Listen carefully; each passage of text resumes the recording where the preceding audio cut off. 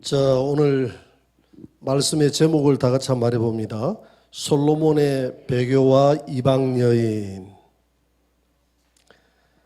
오늘은 열왕기상 11장입니다. 11장 1절로 13절까지 우리가 보는데요. 이 11장에서 솔로몬의 말년이 처절하게 무너지는 것을 보게 됩니다. 하나님을 떠나 배교하게 되고 그 나라에 우상이 들어와서 솔로몬의 사후에 나라가 쪼개지는 그런 불행이 오늘 11장에서 나옵니다.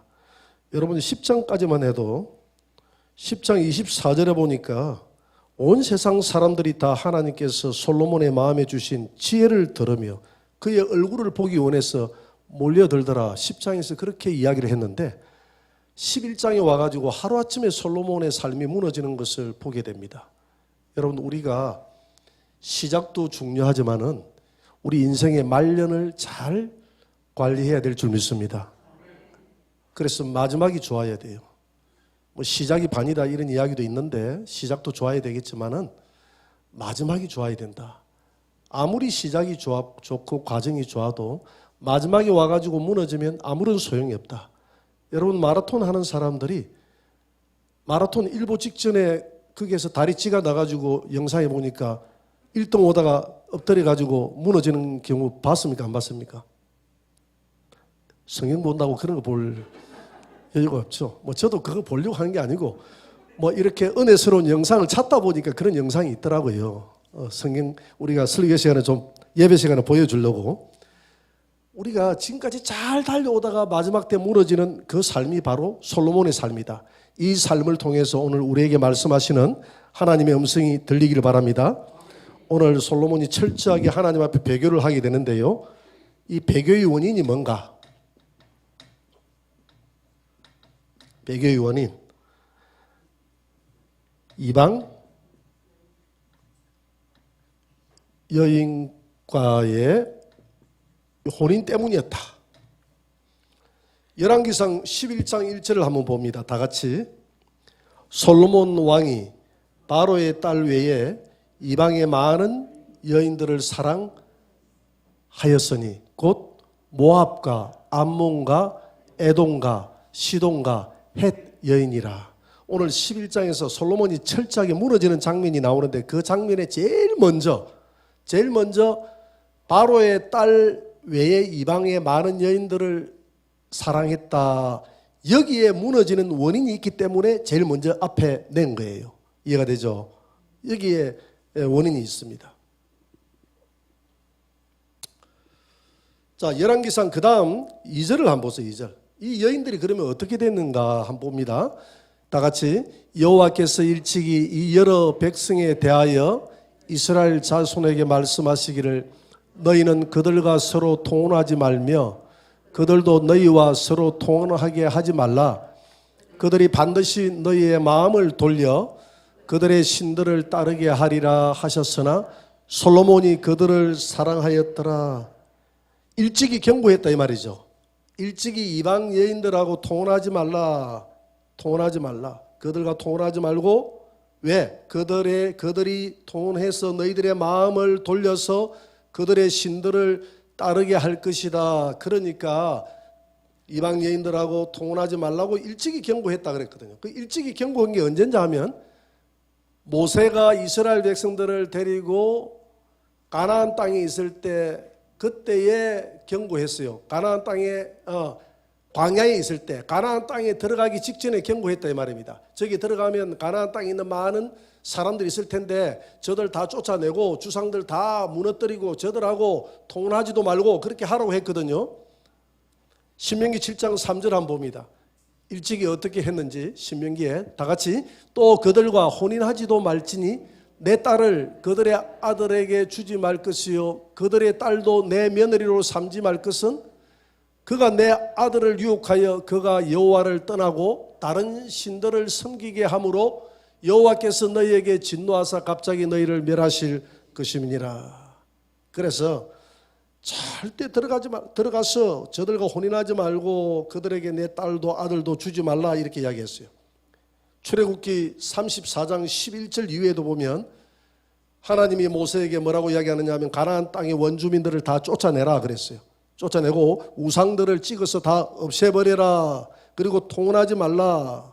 그렇게 이야기를 했습니다. 왜 그랬느냐 하면 그들의 신들을 음란하게 섬길까 봐 두렵다.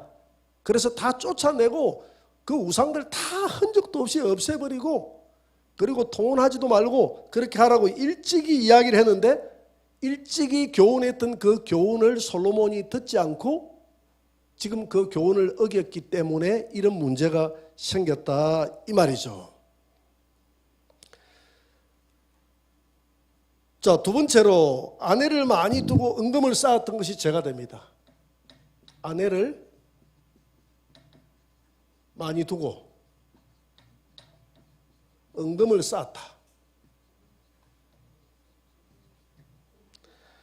그 다음 구절을 한번 봅니다. 11장 3절 4절을 한번 봅니다.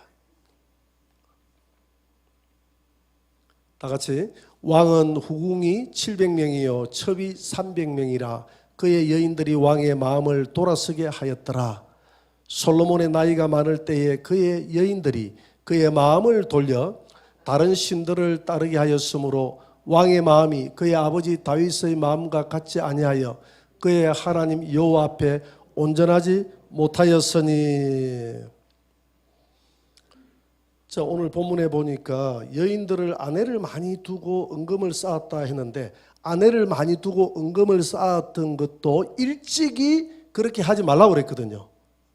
그 일찍이다 하면 항상 광야 시대를 이야기합니다. 가나안 땅에 들어올 때 광야 시대 때 이미 모세를 통해서 경고했어요. 한번 볼까요? 신명기 17장 17절 한번 보세요. 같이 읽어봅시다. 그에게 아내를 많이 두어 그의 마음이 미혹되게 하지 말 것이며 자기를 위하여 은금을 많이 쌓지 말 것이니라. 아내를 많이 두지 말고 자기를 위해서 은금을 많이 쌓지 말라 했는데 솔로몬은 이 두 가지 다 어기고 있잖아요. 그죠? 아내도 많이 두고 자기를 위해서 전부 다 은금을 쌓아 놓는 요것 때문에 이런 문제가 생겼다 이 말입니다. 오늘 솔로몬의 아내가 몇 명이 됐죠? 1000명이나 됩니다. 1000명이나 돼요. 후궁이 700명이고 첩이 300명이다 이렇게 이야기를 했습니다. 여러분 이 1000명의 아내를 1년에 365일인데 이 1000명의 아내를 한 바퀴 다 돌라고 하면 이 몇 년이 걸리겠습니까? 3년은 좋기 부지런히 다녀도 3년은 걸릴 거 아닙니까? 그죠? 그러니까 이 여인들이 와가지고 뭐 하겠어요? 예, 이 여인들이 와가지고 너무나 적적하고 너무나 적적하지 않습니까? 그러니까 여기 있는 모든 여인들은 전부 다 각 나라에서 보면 다 그 왕의 왕족이고 또 그 나라에서 결혼을 해도 다 귀족들이고 이런 여인들이거든요. 그러면 그 여인들에게 들어가는 그 여러 가지 그 사치품만 해도 얼마나 많이 그 1000명의 여인을 먹이 살리려고 하면 그냥 밥만 줘가 되는 게 아니잖아요. 집도 다 지어줘야 되고 집도 다 지어줘야 되고 금은 부하로서 다 이렇게 다 지장을 해줘야 되고 또 그들이 다 거기서 신을 섬기잖아요. 그들의 신을 가지고 왔기 때문에 그 신을 어디에서 섬기냐면 이 궁정에서 자기 방에서 그 신상을 섬기거든요. 솔로몬이 그것마저도 못하게 하지는 못했다 이 말입니다. 왜? 타국에서 와가지고 여기까지 왔는데 그것마저도 못하게 한다면 얼마나 참 못할 짓이잖아요. 인간적으로 보면 그렇잖아요. 그죠? 그래서 그냥 아내가 하고 싶은 거 다 하도록 내버려 뒀다 이 말입니다. 우리가 상황을 우리가 이해하면 그럴 수밖에 없잖아요. 그죠? 남편이다 해가지고 왔는데 남편을 뭐 몇 년 만에 한번 얼굴 볼 수도 없어. 몇 년 만에 얼굴을 볼 수도 없어. 그러니까 솔로몬 스스로도 미안한 감이 자기도 사람인데 미안하잖아요. 미안하니까 그 아내가 하고 싶어 하는 것을 해주는데 아내는 뭘 하느냐 하면 자기의 신에게 경배하고 부닥거리하고 점치고 이렇게 하면서 자기 위로를 받지 않습니까? 그렇지 않겠어요? 그러니까 그의 소원을 들어주는 것이죠. 오늘 3절 4절에 보니까 3절에 보니까 4절에 뭐라고 했습니까? 나이가 많을 때에, 솔로몬의 나이가 많을 때에 그의 여인들이 그의 마음을 돌려 다른 신들을 따르게 했다 했는데, 나이가 많아서 영적으로 어두워졌다 이렇게 볼 수 있는 건 아니에요. 나이가 많아져서 그의 마음을 여인들이 돌렸다 이렇게 볼 수 없고요. 여러분 이렇게 한번 생각해 보세요. 이 오랫동안 하다 보면 전통이라는 게 세워집니다. 그래요, 안 그래요? 전통이라는 게 세워져요. 예를 들어서 천주교 같은 경우에서는 제사를 지내는데 그 제사가 죄라고 생각합니까, 안 합니까? 아니에요. 그 왜 그렇죠? 전통이 세워졌기 때문에 그래요. 처음에 그들은 대원군 시절 때 이 제사를 지내지 않기 위해서 얼마나 목이 많이 날아갔습니까? 그때하고 지금하고는 확연하게 다르죠. 왜 그랬습니까? 그때는 처음에는 오직 하나님의 말씀을 그대로 따랐는데, 시간이 지나면서 우리나라의 고유한 토속적인 이 어떤 그 종교의 형태하고 결합이 되면서 그 종교가 혼합주의로 변해오면서 그게 전통화되어서 내려왔기 때문에 그 전통을 죄라고 생각하지 않는 것입니다. 그들이 마리아를 이렇게 경배하고 하면서 그게 죄라고 생각하지 않거든요. 그게 전통이 되어 있기 때문에 그래요. 지금 우리 대한민국뿐만이 아니라 전 세계 기독교가요, 잘못된 전통이 오랜 기간 동안에 세워져 오고 있습니다. 우리가 WCC 같은 경우도 보세요. WCC 같은 경우도 그 다른 종교인들하고 이렇게 손을 잡고 평화운동, 인권운동 하자 해가지고 손을 잡고 일을 하잖아요. 그죠? 이것이 시대의 조류에 따라가는 것이죠. 지금 다 손을 잡고 세계 평화, 인권, 지금 거세게 일어나지 않습니까? 그죠? 인권운동. 또 요즘 뭐 여성들의 인권운동도 거세게 일어나지 않습니까? 인권과 이 평화의 바람이 거세게 일어나거든요. 우리 차별금지법이라든지 동성애법 이런 것들도 우리가 반대하는데 앞으로 갈수록 힘들어집니다. 왜 갈수록 힘들어집니까?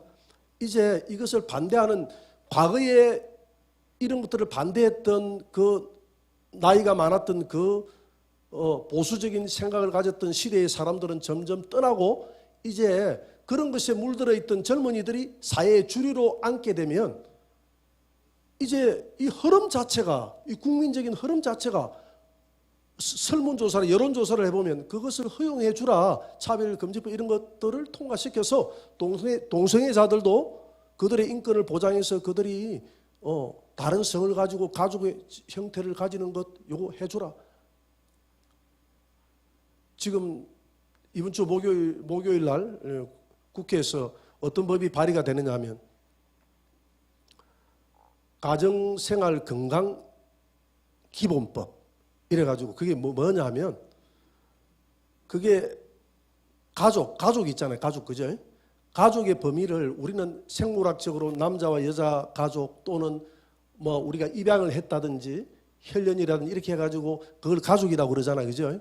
그런데 앞으로는 그게 가족이 아니라 가족의 범위를 다양화하자는 겁니다. 그게 이제 차별금지법 가기 직전에 하나의 그 또 법안이죠. 가족의 범위를 다양하게 해서 그러면 뭐 남자가 살아도 다양하게 하니까 그것도 하나의 가족으로 인정해주고 뭐 이런 법이에요. 한마디로 이야기하면.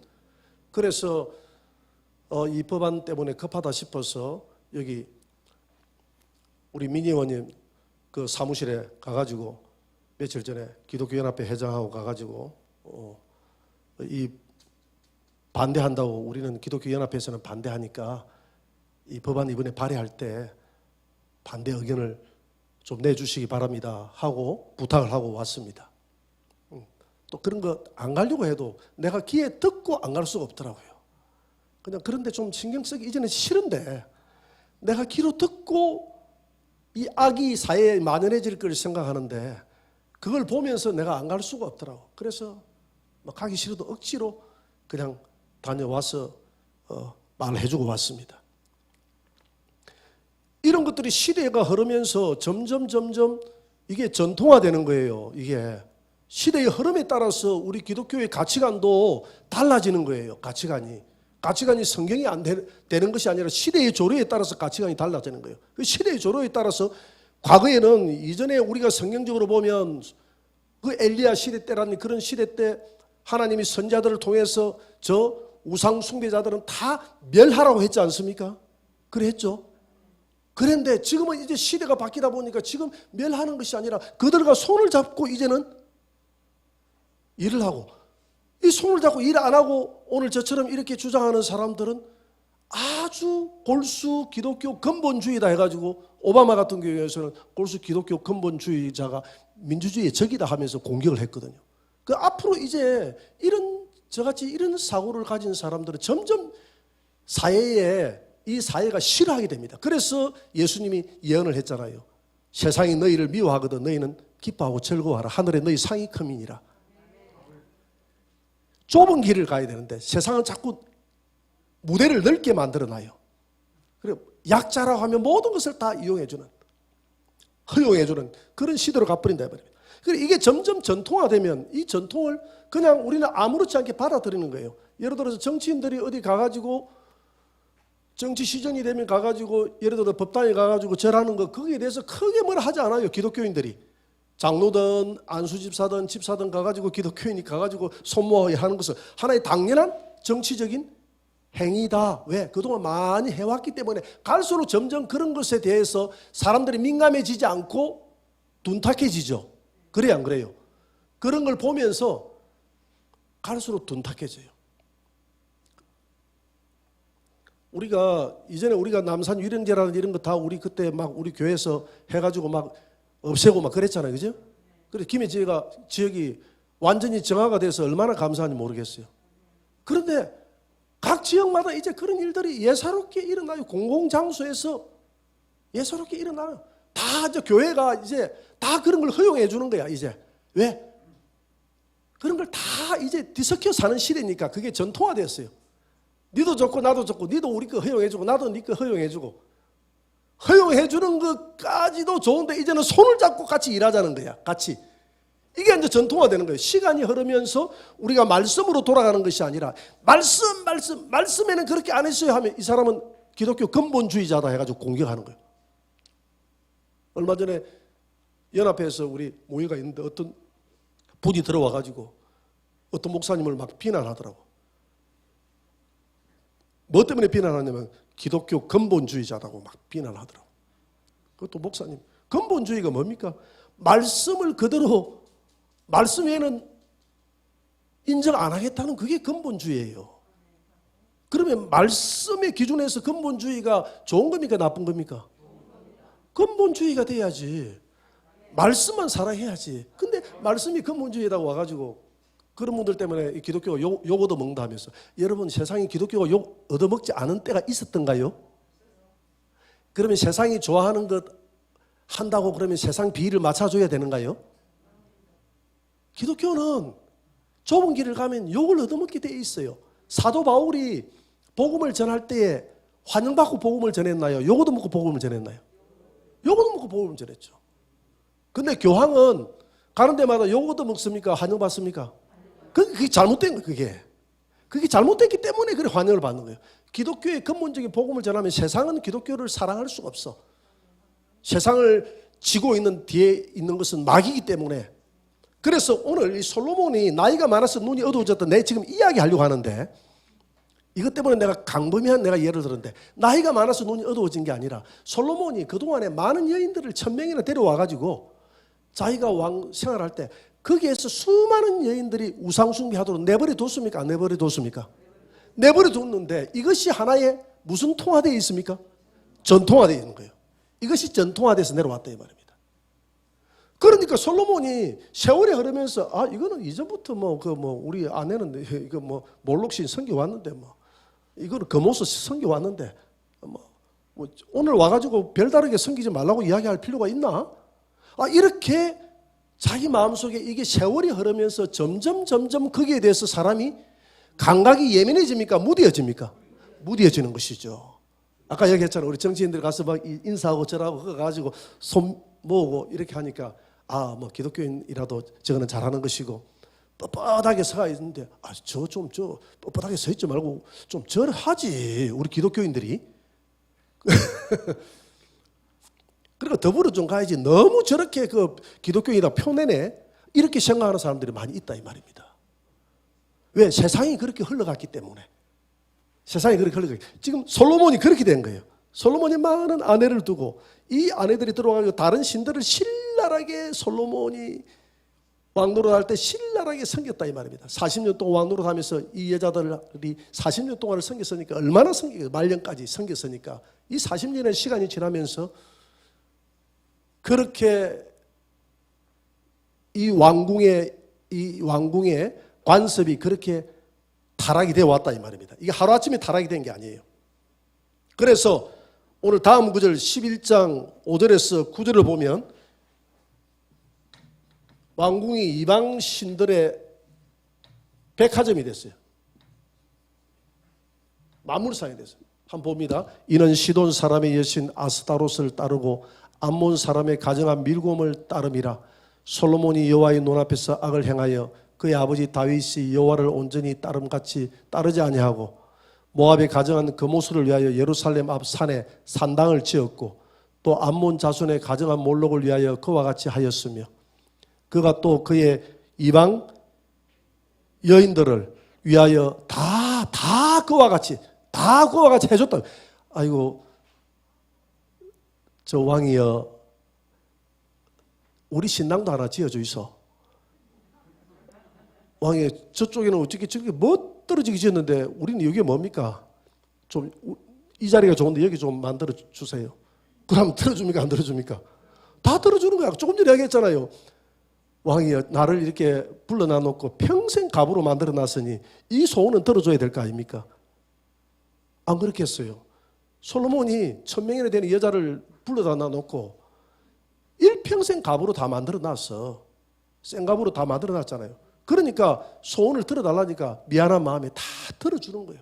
그리고 자기 마음속에는 이미 이거 산당 이제 말년에 가서 만들어 주는데 자기가 생각할 때 아니 뭐 그동안 그 집에서 평생을 혼자 그렇게 살아간다고 얼마나 고생했겠노. 당신 소원이 뭔데요? 소원이 뭔데 하니까 그 소원 그 사람은 종교심이 있잖아요. 딴 게 소원이 있겠습니까?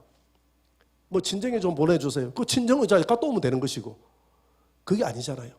그러면 내가 집에서 이렇게 하기에 너무 불편하니까 내가 신을 섬길 수 있는 산당이라 좀 만들어주세요. 이래 하니까 뭐 집에서 섬기나 거기서 왕궁에서 섬기나 산에서 섬기나 마찬가지니까 그래 하나 지어줘라. 자기 솔로몬의 마음속에 이미 이거는 죄라고 생각하지 않는 겁니다. 하나님 앞에. 오늘 우리하고 똑같아요. 오늘 우리 시대에 오늘 우리는 이 대한민국의 기독교 안에 들어가 있다 보니까 우리가 이 흐름을 기독교가 따라가는 거예요. 계속 우리는 우리 자신들을 청소하고 성경 말씀으로 계속 돌아가서 우리 자신들을 돌아보지 않으면 오늘 우리가 얼마나 죄악에 찌들려 있는지 이게 보이지 않는 거예요. 이스라엘 백성들이 그랬지 않습니까? 사무엘상 7장 4절에 보니까 너희들이 하나님께로 돌아오려거든 이방 신들을 다 버리고 하나님께 돌아오라 그랬잖아요. 그러니까 우리가 하나님 믿습니다 하면서 내 안에 전부 다 신상을 다 만들어 놔놓고 우리가 혼합주의 섞여 있으면서도 교회 와서 찬송하고 하나님을 섬기고 있는 게 이스라엘 백성들의 모습이고 그 모습이 바로 오늘 나의 모습이다 이 말입니다. 오늘 솔로몬의 이 모습이 오늘 철저하게 내 모습은 아닌지 돌아봐야 돼요. 우리 모습이 아닌지. 그래서 하나님은 어떻게 하느냐? 회개의 기회를 주십니다. 회개의 기회를 주신 하나님. 하나님은 반드시 회개할 수 있는 기회를 주십니다. 열왕기상 11장 9절 10절을 한번 올려봅니다.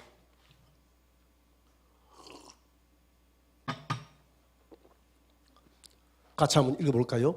솔로몬이 마음을 돌려 이스라엘의 하나님 여호와를 떠남으로 여호와께서 그에게 진노하시니라.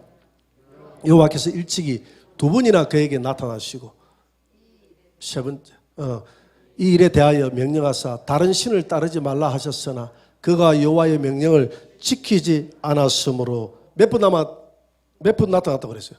두 번이. 삼시세판처럼 그냥 우리가 삼시세판이란 말이 있잖아요.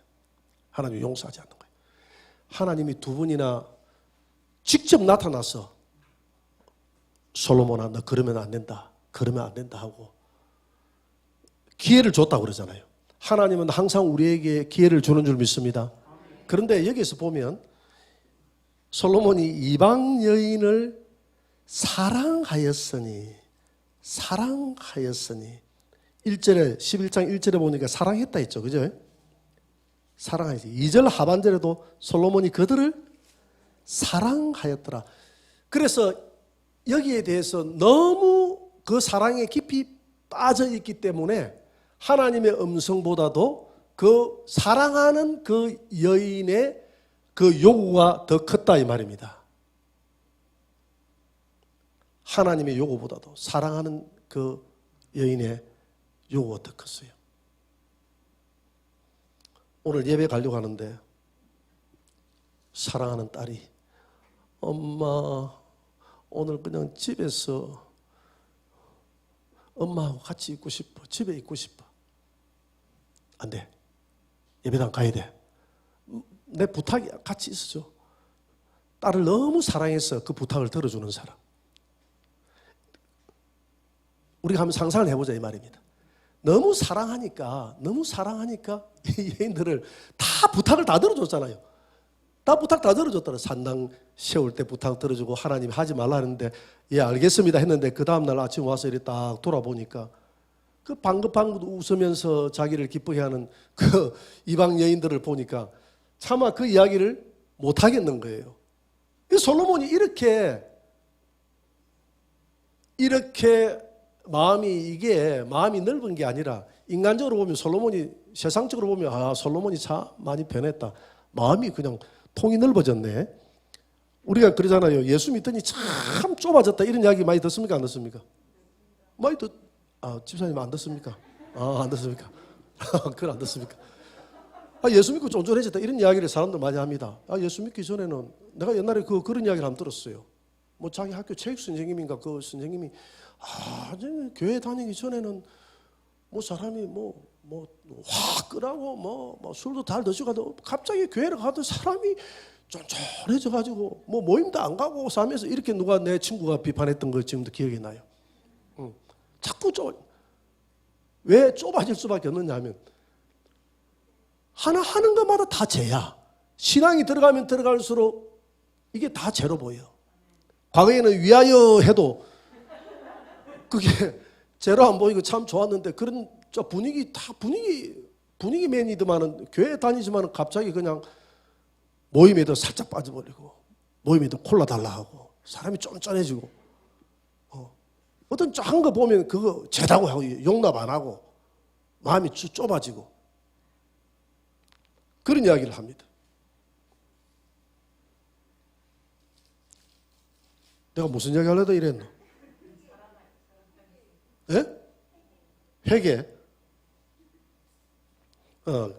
두 분이나 이제 나타나서 이야기를 했는데 세상 사람들이 볼 때는 솔로몬이 이 정도 되면 더 신앙이 견고해져서 더 영적으로 예민해지고 이건 제야하고 가르쳐야 될 그런 위치에 성숙한 사람의 위치에 있어야 되는데 솔로몬이 오늘 하나님이 이야기했던 거 하나도 안 들었잖아요. 이방 여인들을 많이 두지 말라. 너가 그렇게 어려운 자가 아니다. 우리가 어려운 자 같으면 우리가 넘어지지 않아요. 인간이 어려운 자가 있습니까? 없습니까? 없어요. 없습니다. 여러분 하나님이 다윗을 내 마음에 합한 자라고 그랬잖아요. 근데 다윗 넘어졌습니까? 안 넘어졌습니까? 이건 뭘 의미하느냐면 우리 인간은 어떤 어렵다 하고 저 사람은 넘어질 사람이 아니야 해도 환경을 만들어주면 다 넘어지게 돼 있는 게 인간입니다. 여러분 그거 인정하십니까? 여러분들이 그걸 인정하지 않는다면 여러분들은 다윗보다 더 의인이야. 성경에서 내 마음에 합한 자로 한 사람은 다윗밖에 없거든. 하나님이 그걸 통해서 뭘 이야기하느냐 하면 이봐라 내 마음에 합한 자라고 했던 사람조차도 이렇게 넘어진다. 그러니까 솔로몬 보고 뭐 하냐면 솔로몬아 아무리 네가 지혜롭고 네가 그렇게 하나님 보시기에 참 바르게 살고 사람들의 칭찬을 받고 올바르게 사는 것 같지만은 솔로몬아 너는 인간이야. 너 안에 재성이 있어. 너 재성이 있기 때문에 내가 율법에 기록한 대로 지켜. 율법에 많은 여인들을 두지 말고 너를 위해서 재물을 쌓아두지 말라 했는데 다 어기잖아요. 많은 여인들을 두고 자기를 위해서 재물을 쌓았던 이것이 자기를 찔렀거든요. 회개에도 하나님 회개가 들어가지 않고 이제 말년이 되니까 이 전통이 내려와가지고 이 전통을 그냥 가볍게 여기는 전통이 몸에 익어버린 거야. 솔로몬의 몸에 익어버렸어. 전통이 익어버렸어. 그래서 오늘 우리도 참 이게 목회자도 마찬가지입니다. 목회자도 이 전통이 익어버리면 이 골치 아파집니다. 그러니까 이 신앙생활도 여러분 전통화되면 이 문제가 되는 거예요. 날마다 새롭게 해야 되는데 여러분 교회 오는 것도 이게 전통이 돼가 그냥 오늘 오는 모양이다 하고 그냥 예배 드리고 그냥 목사님 말씀하는 모양이다 말씀 듣고 그냥 끝나면 돌아가는 모양이다 돌아가고 집에 가서 그냥 책은 그냥 꽂아 놓는 거다 하고 꽂아 놓고 이 시간에 그냥 성경 이렇게 하니까 5장 읽는 거다 하고 그냥 읽고 이게 너무 습관화돼 가지고 자동적으로 있다 보면 신선한 맛을 날마다 잃어버리면 이게 그냥 아무런 감동 없이 이렇게 주님을 대할 수가 있어요. 아무런 감동 없이 예배 드릴 수가 있어요.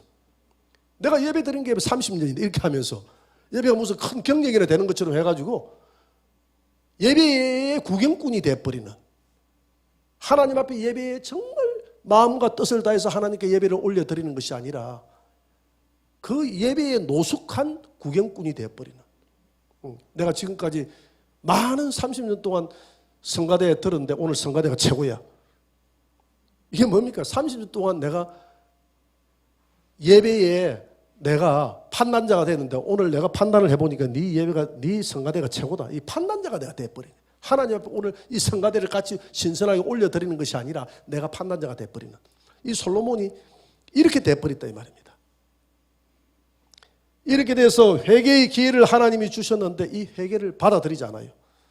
여러분 하나님은 우리에게 회개의 기회를 주는 줄 믿습니다. 에스겔서 3장 20절에 보니까 어떤 말씀이 있느냐 하면 의인이 그의 공의에서 돌이켜 악을 행할 때에는 이전까지 행한 그의 공의는 기억할 바 아니고 내가 그를 멸하겠노라. 그러니까 평생을 어렵게 생활했다 이 말입니다. 하나님을 위해서 평생을 정말 예배도 잘 드리고 전도도 많이 하고 교회 봉사도 많이 하고 어렵게 생활했어요. 그런데 말년에 가가지고 내가 악을 행하면 그 악을 회개하지 않고 악을 행하면 앞에 어렵게 생활했던 그것을 하나님 기억하지 않겠다는 겁니다. 그러나 악인이 하나님 앞에 돌았으면 앞에 있는 그 악을 기억하지 않고 하나님이 용서하겠다는 겁니다. 이게 하나님이십니다. 그러니까 어떤 때는 두려워요. 하나님 가끔 이제 기도를 하다 이런 경우가 있어요. 하나님 뒤를 돌아보니까 하나님 앞에 참 하나님을 서운하게 하고 하나님 앞에 제도 많이 올려드렸지만 그래도 내가 뒤돌아보니까 하나님을 이때는 참 하나님을 그때 기쁘시게 한 거 하나님 아시죠? 이때도 내가 하나님을 기쁘시게 한 것 같고요. 이때도 하나님을 기쁘시게 한 것 같고 내가 그래도 하나님의 공이 좀 있네요. 여러분 그런 기도를 한 적이 없습니까? 여러분들 참 겸손하시네. 어떻게 하는 것마다 내하고는 반대라다. 내가 좀 문제가 있는 것 같아. 그런데 그렇게 하다가도 그렇게 됐다고 생각합시다. 그렇게 잘 하나님이 보시기에 객관적으로도 그래 네 수고했어. 네 참 헌신도 많이 하고 나를 위해서 죽으면 죽으리라 하고 네가 참 열심히 했는데 마지막 때 가가지고 오늘 솔로몬처럼 요짝이 나버렸다고 생각합시다. 그렇게 하면 하나님의 앞에 행했던 모든 그 어려운 것 때문에 내가 너를 용서해 주리라가 아니라 어려운 거 다 하나님이 잊어버리고 너 죄를 그대로 악인처럼 너를 심판하겠다는 그 말씀이 오늘 에스겔서 3장 20절의 말씀이다 이 말입니다. 기억이 됩니까?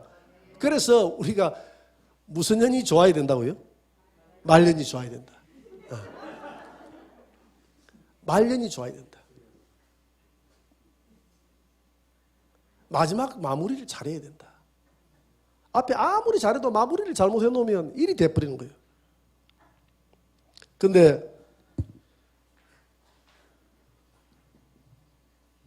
회개의 기회를 놓친 솔로몬. 회개의 기회를 놓쳤습니다. 오늘 열왕기상 11장 11절에서 13절 보면요, 이제 하나님이 진노합니다. 여호와께서 솔로몬에게 말씀하시되 내게 이러한 일이 있었고 또 내가 내 언약과 내가 내게 명령한 법도를 지키지 아니하였으니 내가 반드시 이 나라를 내게서 빼앗아 내 신하에게 주리라. 회개할 기회를 줄 때까지는 이 이야기 안 했죠, 그죠? 회개할 기회를 두 번이나 줬는데 그렇게 하나님이 두 번이나 나타나가지고 직접 꿈에서 나타나가지고 직접 말해서 그걸 현몽이다 하거든. 현몽. 하나님 바로 나타나는 것.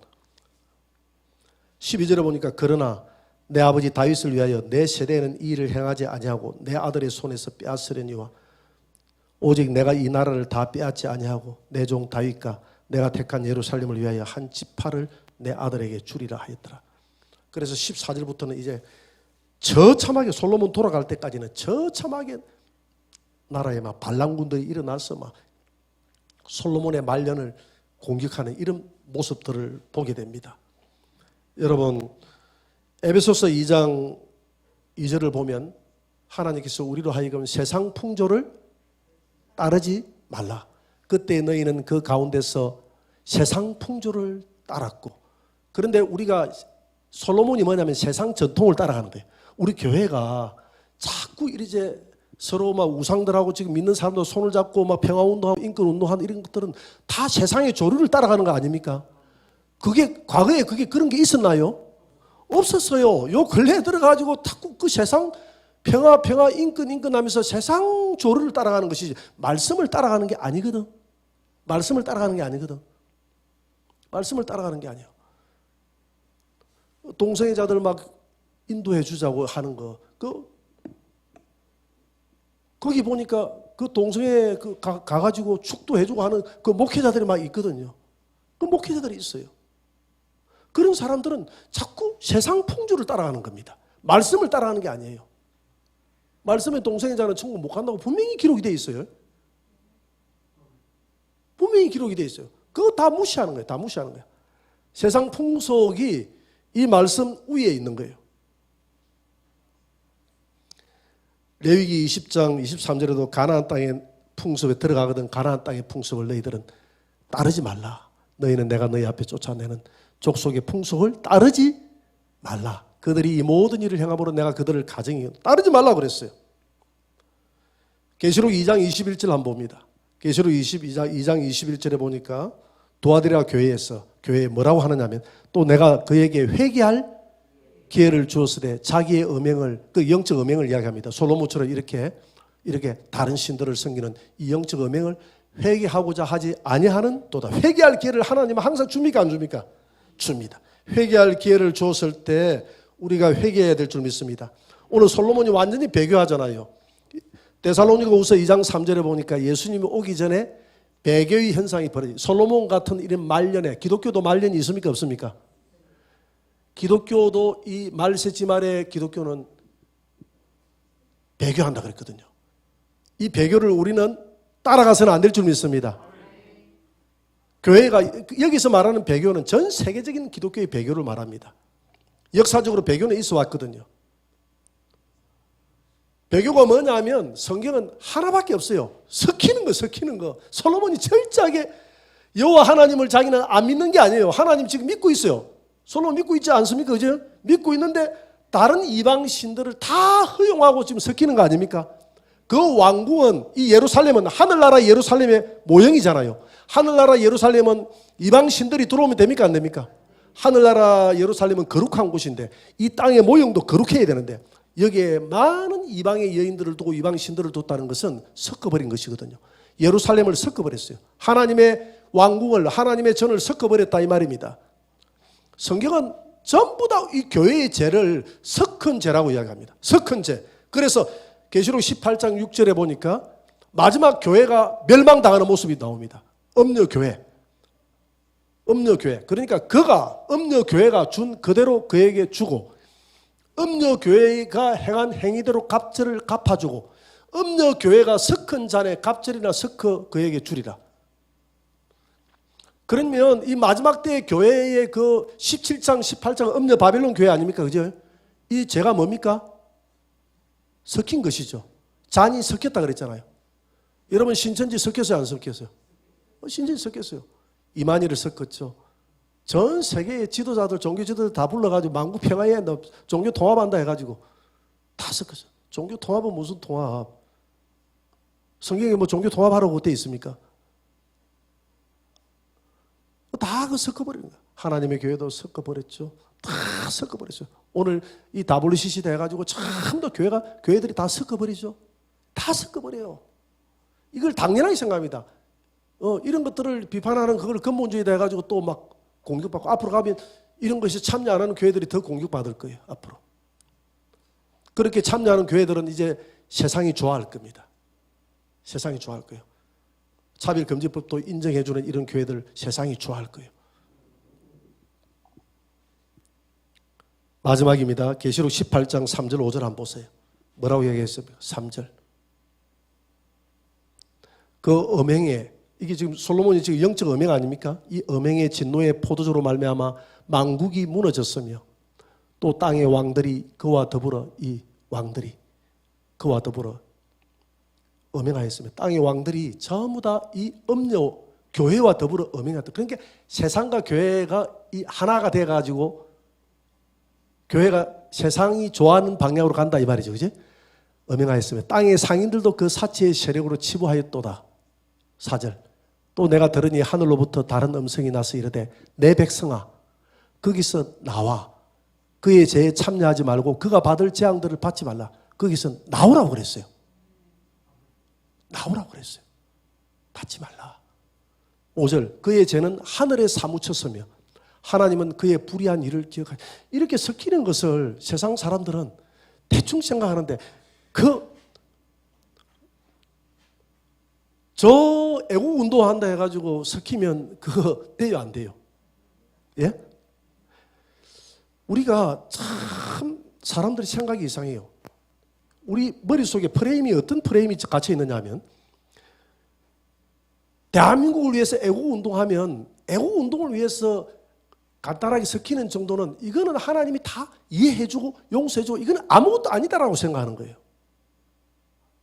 아무것도 아니라고 생각하는 만국 누구 생각입니까? 자기 생각이에요.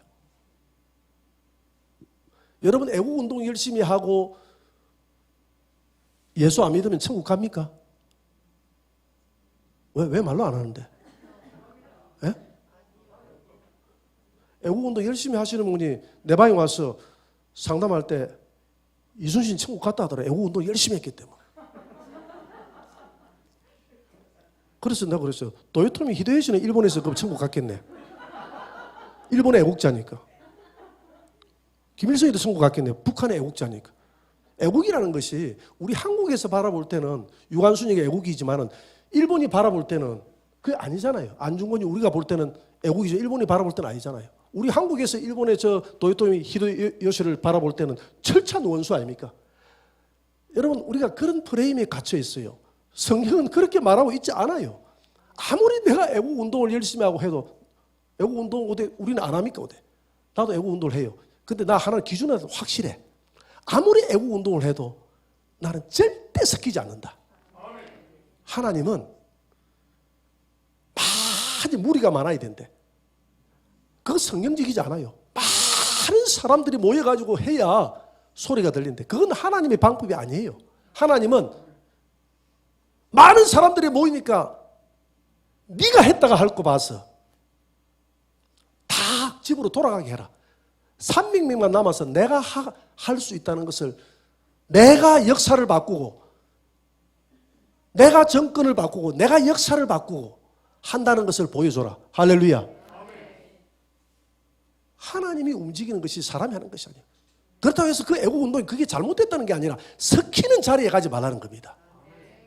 애국운동을 하지 말라는 게 아니에요. 애국운동 하라는 거예요. 하라는 거예요. 애국운동만 해야지. 그래야 애국운동을 해야 나라가 살지. 그런데 섞이는 자리는 절대 안 돼요. 그것이 정당화될 수 없어요. 그래서 우리 머릿속에는 어떤 섞이는 자리에도 애국운동만 하면 거기에는 하나님이 역사하시고 도와주시고 절대 그렇지 않습니다. 절대 그렇지 않아요. 그러니까 이런 것들이 전통화되어져서 우리의 신앙을 완전히 무너뜨리는 거예요. 지금 솔로몬이 지금 전통 때문에 적당하게 섞이는 정도는 아무것도 아니라고 생각하는 이 전통.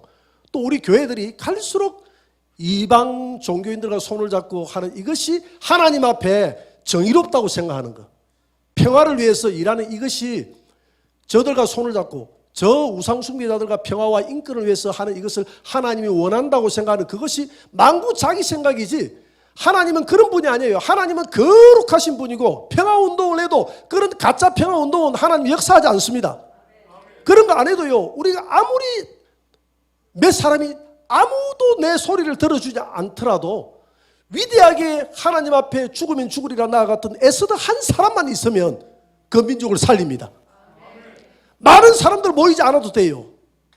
많은 사람들이 모여가지고 애국운동한다고 하지 않아도요, 엘리야와 같은 하나님 앞에 죽으면 죽으리라 하고 하나님 앞에 바로 서는 한 사람이 있으면 그 민족, 그 나라 이스라엘을 살리지 않습니까? 이런 정신을 가지고 우리가 애국운동을 해야지, 이방인들은 섞여가지고 좀 뭐 세력을 뭐 크게 해가지고 우리가 해가지고 해야 이게 뭔가 일이 된다는 것은 만구 세상 생각이지 하나님의 생각하고는 틀립니다. 이해가 되죠? 내 말이 무슨 말인지 이해가 되죠? 절대 성경은 첫 장부터 끝장까지 섞이면 끝난다는 거예요.